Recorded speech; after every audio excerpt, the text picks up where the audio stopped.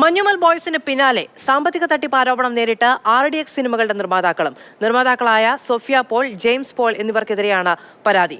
വാഗ്ദാനം ചെയ്ത ലാഭവിഹിതം നൽകിയില്ല എന്ന് കാട്ടി തൃപ്പൂണിത്തുറ സ്വദേശിനി അഞ്ജനയാണ് പരാതി നൽകിയത്. പ്രദീപ് ജോസഫ് വിവരങ്ങളുമായി ചേരുകയാണ്. പ്രദീപ്, ഒരു വരിയായി മലയാള സിനിമയിലെ ഈ പറയുന്ന നികുതി വെട്ടിപ്പും ലാഭവിഹിതം പങ്കിടുന്നതിലെ അട്ടിമറിയും ഒക്കെ നിയമത്തിന് മുന്നിലേക്ക് വരികയാണോ?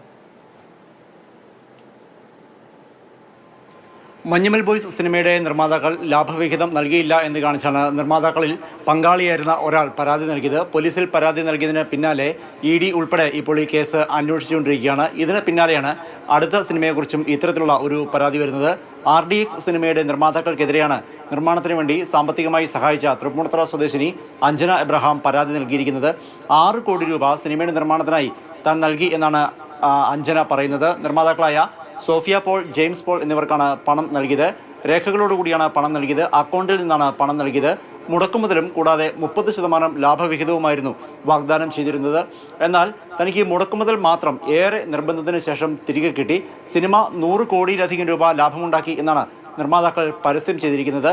താൻ വ്യക്തിപരമായി നടത്തിയ അന്വേഷണത്തിൽ എന്തായിരുന്നാലും 90 കോടിയിലധികം രൂപ ലാഭമുണ്ടാക്കിയതായി മനസ്സിലാക്കാൻ കഴിഞ്ഞു. പക്ഷേ ലാഭവിഹിതം തനിക്ക് ഇതേവരെ കിട്ടിയിട്ടില്ല. തന്നെ പറ്റിക്കുകയായിരുന്നു എന്നാണ് അഞ്ജന എബ്രഹാം പറയുന്നത്. മാത്രവുമല്ല, ഇത്തരത്തിൽ തന്നിൽ നിന്ന് യഥാർത്ഥത്തിലുള്ള കണക്കുകൾ മറച്ചുവെക്കുകയും ചെയ്തു.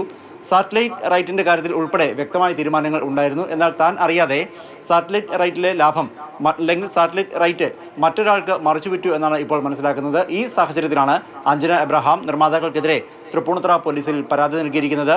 പോലീസ് പരാതിയിൽ പ്രാഥമികമായ അന്വേഷണം നടത്തിവരികയാണ്. FIR ഇട്ടിട്ടില്ല എന്നാണ് മനസ്സിലാവുന്നത്. പ്രാഥമിക അന്വേഷണത്തിന് ശേഷമേ FIR ഇടുകയുള്ളൂ. FIR ഇടുകയാണെങ്കിൽ സ്വാഭാവികമായും EDക്ക് ഉൾപ്പെടെ ഇക്കാര്യത്തിലും അന്വേഷണം നടത്താൻ സാധിക്കും. നേരത്തെ ഇത്തരത്തിൽ കണക്കുകൾ പെരുപ്പിച്ച് കാട്ടുന്നു എന്നുള്ള പരാതി പല കോണുകളിൽ നിന്ന് ഉയർന്നിരുന്നു.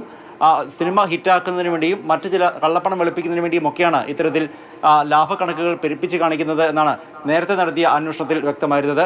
ഇവിടെ നടന്നിരിക്കുന്നത് എന്താണ്? വഞ്ചന മാത്രമാണോ നടന്നിരിക്കുന്നത് എന്ന് വ്യക്തമല്ല. എന്തായിരുന്നാലും വഞ്ചനാ കുറ്റം ഉൾപ്പെടെ കാട്ടിയാണ് കഴിഞ്ഞ ഓണക്കാലത്ത് റിലീസായി വലിയ തോതിൽ നല്ല ഹിറ്റായി ഓടിയ ഒരു പടമാണ്. 84 കോടിയോളം കളക്ഷൻ കിട്ടിയിട്ടുണ്ട് എന്നുള്ളതാണ് അവർ തന്നെ നൽകുന്ന വിവരം. അതിൽ നിന്നാണ് 6 കോടിയുടെ ലാഭവിഹിതം കിട്ടിയില്ല എന്നൊരു പരാതിയുമായി ഇപ്പോൾ നിർമ്മാണത്തിൽ സഹായിയായ തൃപ്പൂണിത്തുറ സ്വദേശിനി അഞ്ജന രംഗത്തെത്തിയിരിക്കുന്നത്. പ്രദീപ് ജോസഫാണ് വിവരങ്ങൾ നൽകിയത്.